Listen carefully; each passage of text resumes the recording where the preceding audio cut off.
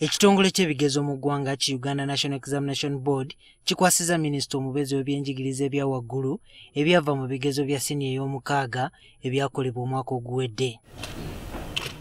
Abayizi 9,576 be beewandiisa okutuula ebigezo bino mu bifo 294 kyokka nga ababituula bali 9,824 abataalabikako bali 154.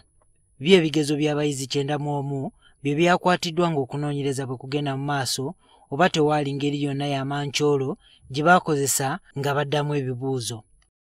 Most of these are substitution, external assistance, and some cases of impersonation detected in mathematics, biology, and chemistry.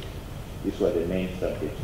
Ebifulumiziddwa ku ngeri abayizi gye baayitamu biraga nti 3,951 baafuna principal passes 3, 2,683 principal pass 2, 2,794 baafunye principal pass 1, 1,563 be baafunye subsidiary 1, so nga 1,489 be baagudde.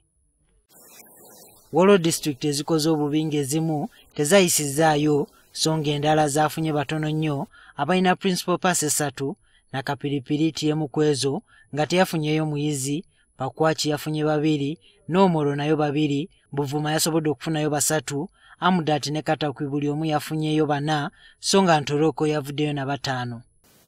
Kyokka ne districts ezize zikola obulungi mu bigezo ng'ebyekyomusanvu ne siniya ey'okuna zongedde okwenyweza nga Wakiso yayisizza abayizi 9,193 abalina principal pass 3, Kampala 5,400, Mukono 3,473, Luwero 1,015, Buyukwe yafunye abayizi 1,013 so nga Mbalala yayisizza 892 abalina principal pass 3.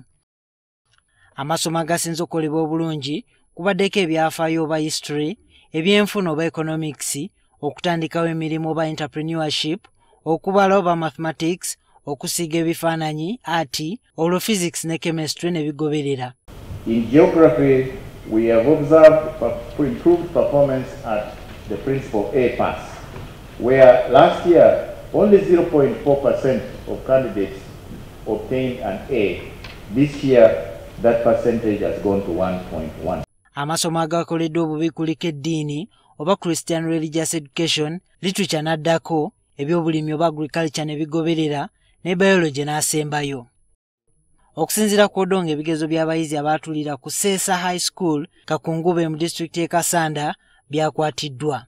For very gross violation of examination regulations that have been witnessed both at UCE and the USCE examinations. Wabula Odongo agamba nti engeri amasomero agamu gye gasomesaamu abayizi naye oba olyawo yeetaaga okukyuka baleme kubateeka ku bikwate ng'olumu kizibwaliza abayizi okulowooza mu ngeri esingawo. Juma Kiriya, NTV Akawungeezi.